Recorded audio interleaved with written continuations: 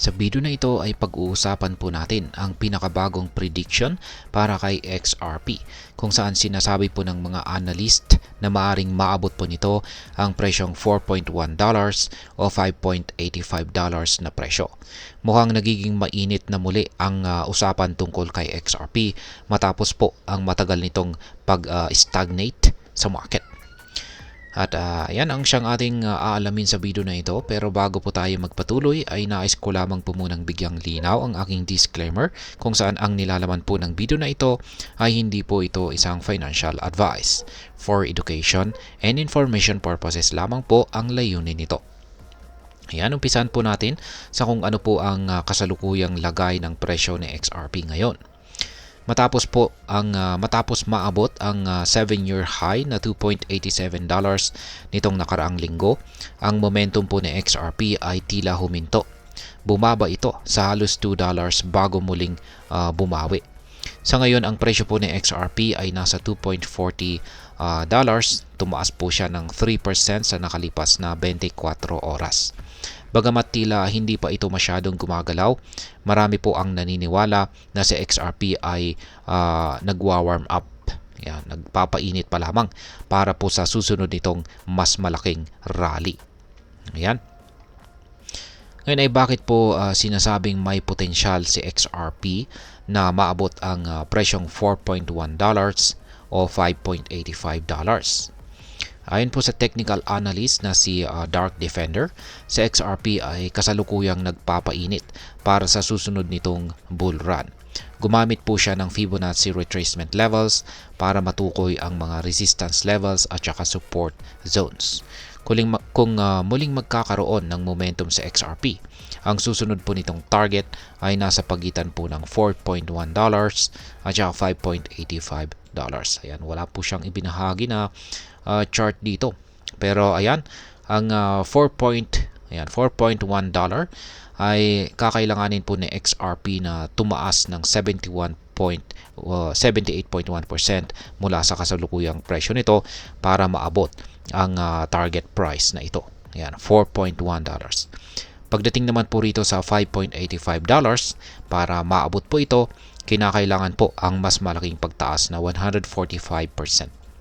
Kung mangyari po ito ay malalampasan ni XRP ang dati nitong all-time high na maaari pong magdala sa token sa kanya sa unprecedented price levels nito. Ngayon ay ano naman po ang mga support levels ni XRP? Ayan. Sa kabila po ng optimism, nagbibigay rin ng babala si Dark Defender tungkol sa posibleng pagbaba ng presyo ni XRP. At ang mga support levels na dapat po nating bantayan ay ang $2.13. Kung mahina po ang momentum, maaring bumaba po ang presyo ni XRP hanggang dito sa $2.13. Yan, sunod po rito ay ang $1.88. Sa matinding bearish pressure, ito ang isa pang support level na maaring maging defense zone sa pagbagsak ng presyo ni XRP. Para po sa mga naghahanap ng magandang entry point, ang mga support levels na ito ay maaring isaalang-alang. Yan, ngayon ay ano naman po ang sinasabi ng ibang analyst tungkol kay XRP. Ayan, hindi lamang po si Dark Defender ang may positibo sa galaw ni XRP. Yan, meron din itong si Ginoong Beat Boy. Yan, siya po si Ben Armstrong, pero mas kilala po siya sa tawag na Beat Boy. Ayon sa kanya ay maaring maabot ni XRP ang $4.5 bago po magkaroon ng malaking price correction.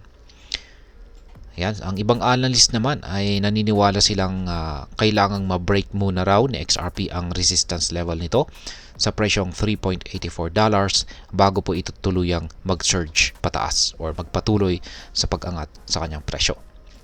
Ngunit hindi po lahat ay optimistic. Ang ilang kritiko ay naniniwalang maaring tapos na ang bull phase ni XRP at posibleng bumagsak ang presyo nito sa presyong 0.60 or 60 cents. Ngayon ay ano naman po ang mga bullish indicators para kay XRP? May mga analyst na hindi po sumang-ayon sa bearish predictions at naniniwala po sila na nagsisimula pa lamang ang susunod na malaking galaw na XRP. At meron po silang nakikitang dalawang dahilan. Una ay ang 7-year compression. Yan, matagal na ang stagnation ng XRP, kaya't natural lang na magkaroon po ito ng big movement. Pangalawa ay ang bullish fundamentals. Ang tagumpay po ng XRP laban sa SEC, pati na rin ang pag-usbong ng mas malinaw na regulasyon sa crypto ay nagbibigay ng positibong momentum. At ngayon ay ano naman po ang maaring maging epekto nito para sa atin bilang mga Pinoy crypto traders at investors ni XRP. Yan, una ay ang pagkakataon para kumita.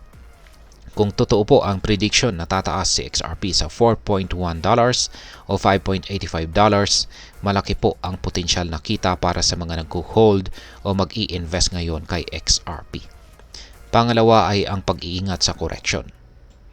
Hindi po natin maiiwasan ang posibilidad ng pagbaba ng presyo ng XRP, kaya siguraduhin handa ka po sa anumang senaryo. At ang pangatlo ay ang bagong pag-asa para sa regulasyon. Ang tagumpay po ng XRP laban sa SEC ay nagbibigay po ito ng kumpiyansa sa market. Sa mas malinaw na regulasyon, maaring maging mas stable po ang crypto market sa hinaharap. At yan, bilang panghuli ay ano naman po ang aking masasabi tungkol dito.